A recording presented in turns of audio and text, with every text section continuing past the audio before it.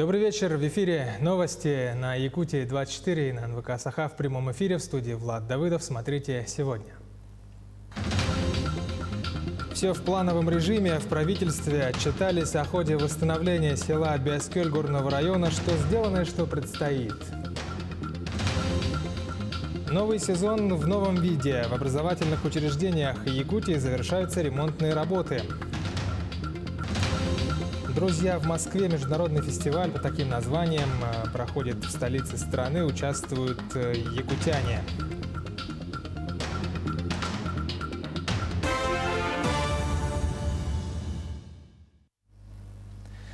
На сегодняшний день в Чурапчинском районе с огнем ведут борьбу 529 человек и 135 единиц техники. Кроме того, из Якутска туда прибыли 2 специализированные пожарные машины.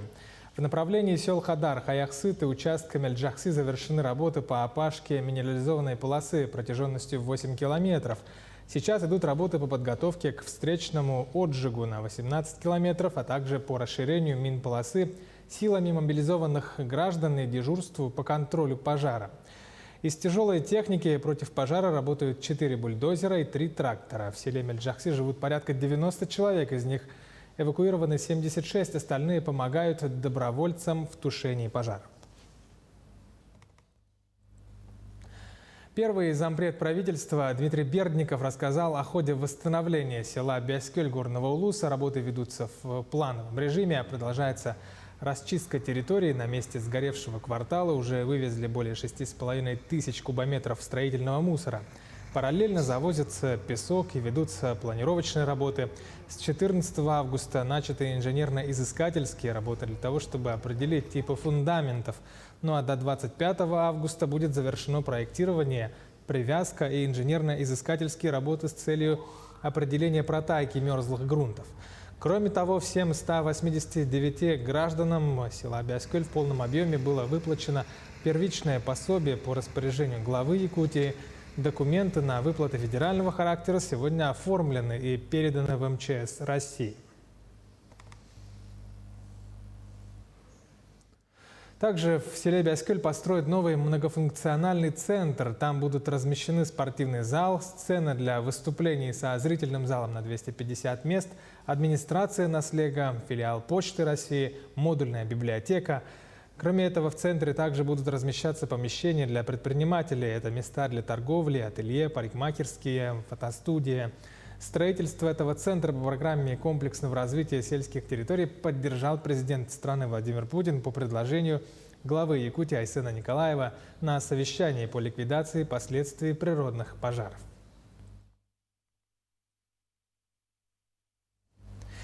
К другим темам земледельцы Алекмы взялись за восстановление заброшенных совхозных полей. И теперь там колосятся зерновые культуры и кормовые растения.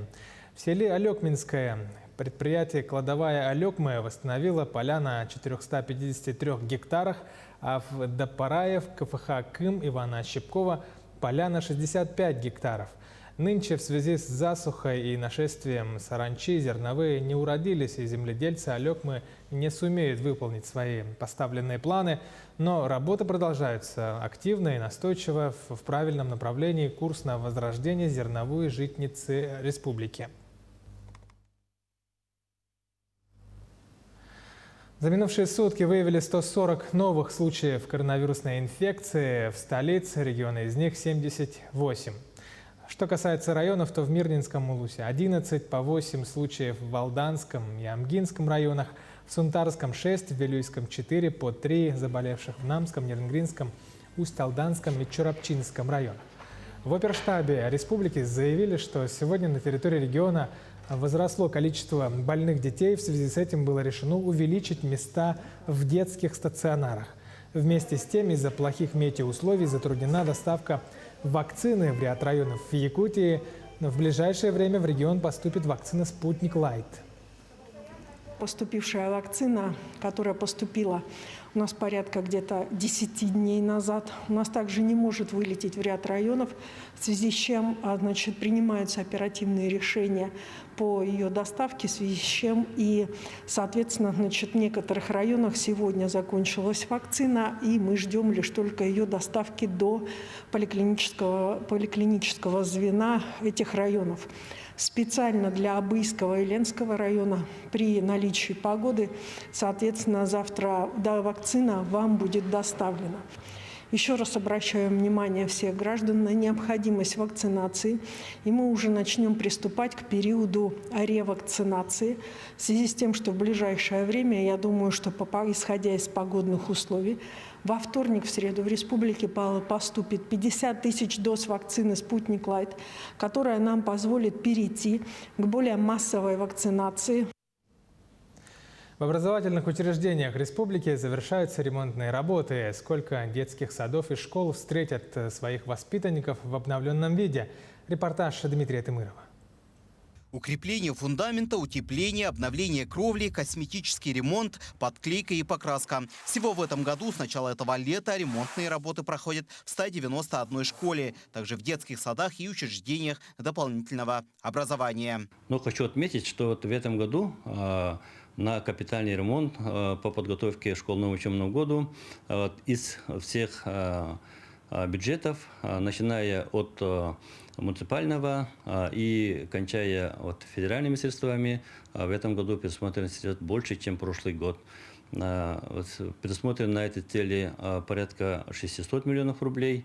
Мы должны провести ремонтные работы 323 образовательным организациям. На сегодня из этого списка ремонтные работы завершились в 60% объектах. Например, в столичной школе номер 12 ремонтные работы начались 5 июля. Здесь на втором этаже должны открыть центр «Точка роста». В нем будут заниматься более 350 учащихся с 5 по 9 классы. По 5 направлениям, включая гуманитарные, политехнические и другие предметы. На сегодня проценты выполненных работ составляет 80%. Дело осталось за малым. Остались только электрические работы, там, где лампочки горят, не горят, и там подвести там розетки, которые требуются, и сантехнические работы этого насчет лаборатории химической, физической, где там приготовить реактивы, и чтобы там была вода. Отметим, что ремонтные работы производятся согласно методическим рекомендациям Министерства просвещения России, которые указаны в федеральном проекте образования. Это касается не только света стен и потолков, но и требованиям безопасности. В рамках ремонтной кампании капитальный ремонт на территории региона производились лишь в 3 образовательных учреждениях Якутии. Это в школе села Кобяй Кобяйского улуса, Чаранской средней общеобразовательной школе Усялданского улуса и в селе Теплый Ключ Тампонского района. В последнем отмечается отставание от графика. Тампо мы взяли под особый контроль, и поэтому организуем там выездные осмотры, выездные совещания. Но практически каждый день мы держим на контроле. Но со стороны руководства района и со стороны подрядчика они обещают, что они догонят, и к 1 сентября этот объект будет готов. В остальных же учреждениях производился текущий ремонт. Отметим, что ремонт всех объектов должны завершить 20 августа. Затем предстоит пройти государственную экспертизу. Дмитрий Тымыров, Екатерина Амосова, Артем Алексеев, Якутск. В Амге ждет строительство многоквартирных домов по программе переселения. В центре села строится 56-квартирный жилой дом. Также идет строительство второго этапа 39-квартирного дома. Помимо этого в Наслегах, Улуса, Чапчелганском, Самарсунском и Миском по программе переселения также идут строительные работы жилых многоквартирных домов. На протяжении 5 лет те дома, которые были признаны аварийными до 2017 года, до января 2017 года, подпали в данный этап. Общая площадь данного этапа здесь у нас в Амгинском районе составляет около 13 тысяч квадратных метров. Из них около 3 тысяч мы уже переселили. То есть первые дома уже введены, и первые новоселы уже получили свои квартиры. И добились результатов, как говорится, реализации данной программы. 11 территорий благоустроит в Якутии в 2022 году в рамках национального проекта формирования комфортной городской среды. Из 19 предложенных общественных пространств для благоустройства выбраны в республике 11 территорий. Это парки, площади, скверы. Так, в грядущем году в программу попали Нюрбинский район, где благоустроят набережную реки Вилюй, Мегино-Кангаласский район с благоустройством в селе Майя Комсомольской площади. Помимо этого, в программе благоустройства Мирнинский, Усть-Майский, Сунтарский, Верхневилюйский, Кобяйский, Намский, Ленский и Оленёкский районы. Международный фестиваль под названием «Друзья в Москве» под патронатом фонда «Северная радуга» проходит в эти дни в столице страны. Учредитель конкурса – якутянка Александра Борисова. В культурном центре «Салют» состоялось открытие конкурсной программы. В этом году заявки на участие подали более 40 участников. Они из России, Индии, Болгарии, Китая, Польши, Беларуси. Якутию представили несколько коллективов в очном формате: вокальный ансамбль «Умсулган», танцевальный коллектив «Кюнситемя», заочно-танцевальный коллектив «Алагардал Бардара» и «Кюнджано» Центра духовной культуры «Арчи». По словам организаторов, фестиваль имеет объединяющую культуры народов мира миссию. В Якутии пожары идут, все уже об этом знают. И было очень тяжело вот в это время как-то вот ждать команду из Якутии, но они смогли приехать, и мы знакомимся с культурой разных народов. Мы приехали сюда по приглашению Александры Борисовой. Планировали мы это еще год назад, но, к сожалению, из-за пандемии пришлось отложить даты нашего приезда. Также я слышал про ужасные события, связанные с пожарами в Якутии, и мы нашей командой молимся, чтобы пожары быстрее прекратились. Гала-концерт победителей фестиваля «Друзья в Москве» с участием самодеятельных коллективов из 11 стран состоится в субботу, 21 августа на YouTube-канале.